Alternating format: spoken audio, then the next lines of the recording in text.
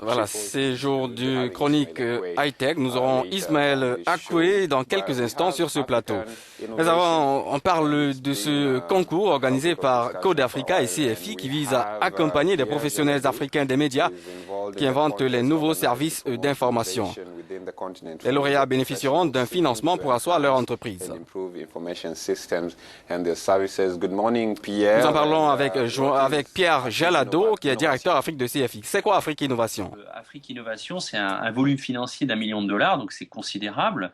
Derrière ça, enfin avec nous, on a la Code for Africa, qui est une ONG africaine, qui est basée à Nairobi et en Afrique du Sud, qui est donc sur un financement de la fondation Bill et Melinda Gates notamment.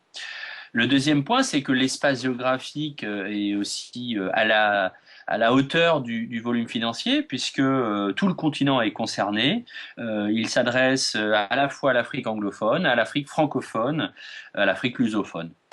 Et puis, c'est pas juste un concours qui est créé ex nihilo. Il y a en amont des formations. On a organisé depuis 1 an et demi 7 hackathons, 6 data bootcamps dans 13 pays du continent, pour aller à la rencontre des web journalistes, des développeurs locaux.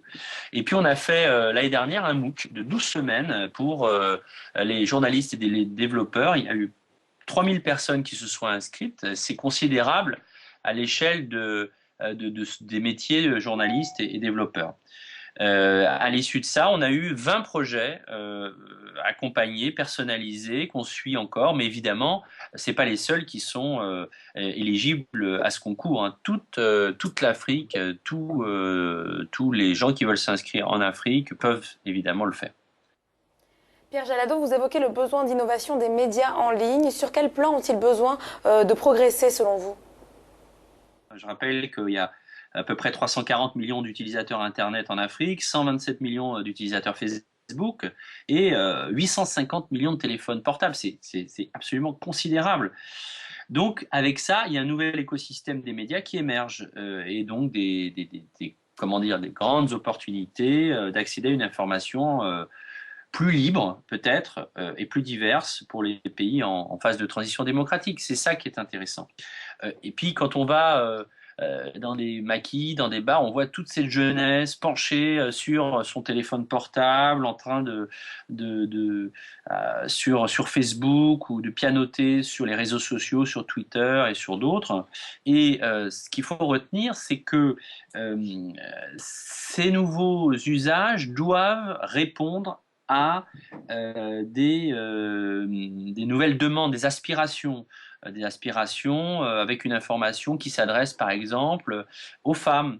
Et donc on a, nous, dans le concours, identifié l'application Reine d'Afrique. Il y a des sites dédiés à la jeunesse, News à Madagascar, il y a des choses sur l'agriculture comme Agribusiness TV au Burkina Faso. Voilà, c'est des usages plutôt qui correspondent à des aspirations que dans certains pays, l'État n'a pas rempli, et donc ces applications viennent combler des trous, et ils le font très très très vite. Voilà, Pierre, quelle sera la suite pour les lauréats?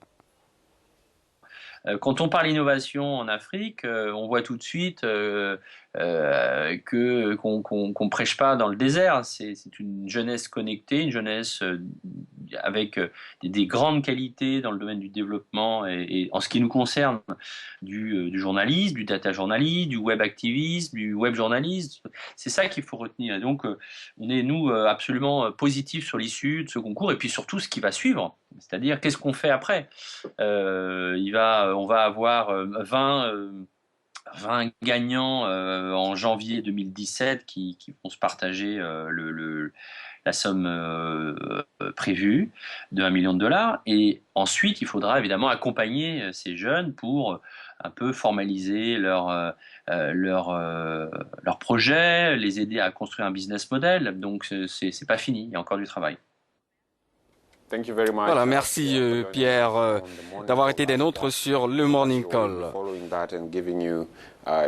Évidemment, on reviendra là-dessus